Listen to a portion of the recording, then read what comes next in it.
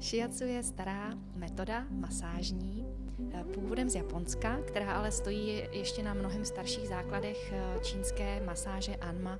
Pochází vlastně z Číny, stojí na základech klasické čínské medicíny a jejich 5 elementů a teorie Yinu a Yangu. Samotné shiatsu je staré asi 200-250 let a předávalo se vlastně v takových domácích školách z generace na generace až do 60. let minulého století, kdy bylo shiatsu uznáno jako oficiální zdravotnická metoda v Japonsku. K shiatsu je potřeba říci, že je celostní masáž. Liší se mnoha věcmi, jednak provedením, kdy klient, který přijde na masáž, tak se nesvléká, ale je oblečený v nějakém volném, pohodlném oblečení a nedělá se masáž na lehátku, ale na matraci, na futónu, na zemi, aby ten praktik měl dost prostoru a mohl pracovat právě s celým tělem, protože je to celostní a celotělová masáž. A samotná ta masáž spočívá vlastně v aplikaci tlaku různými částmi praktikova těla. Nejobvyklejší jsou prsty, palce, dlaně, ale může se také pracovat lokty nebo případně koleny. A vždycky ten praktik pracuje ze svého středu a vlastní vlastně celou vahou svého těla. Samozřejmě nedolehne vždycky úplně, ale přenáší váhu tolik, kolik je potřeba aktuálně. Shiatsu je totiž taková komunikace neustálá mezi tím praktikem a tím klientem.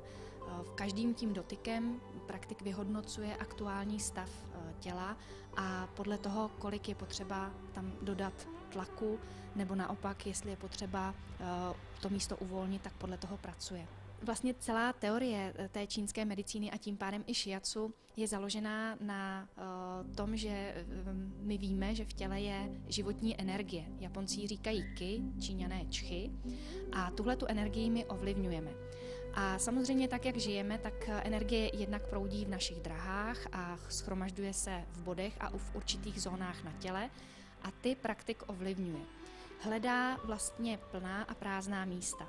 Plná místa tam vždycky počká, dokud energie tam nedoproudí dostatek, a tam, kde jsou plná místa, tak tam naopak pracuje dynamičtěji, aby ta místa uvolnil. Pro těhotné ženy shiatsu je úžasná metoda, protože vždycky se provádí v klidném prostředí a pomáhá té mamince ještě více zrelaxovat. A ta žena, když je relaxovaná, tak vlastně v ní volně proudí jednak energie, ale i krev a lymfa a tím pádem i výživa k tomu miminku. Takže i když ta žena nemá žádné potíže, což je skvělé, tak může přijít na shiatsu a dopřát si vlastně takové vyživující a podporující shiatsu.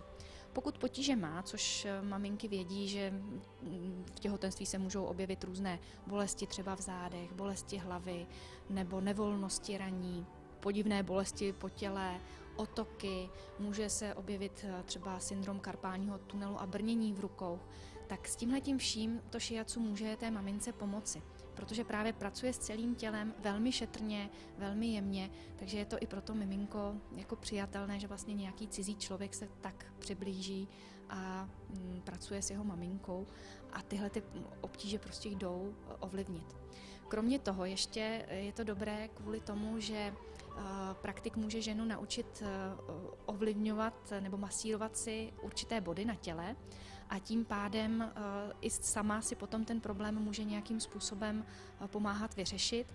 A jsou i body, které jsou důležité pro porod. Takže potom v té poslední porodní fázi maminka může ukázat svému partnerovi, jaké body jí má mačkat, aby plod byl co nejsnadněji vypuzen ven.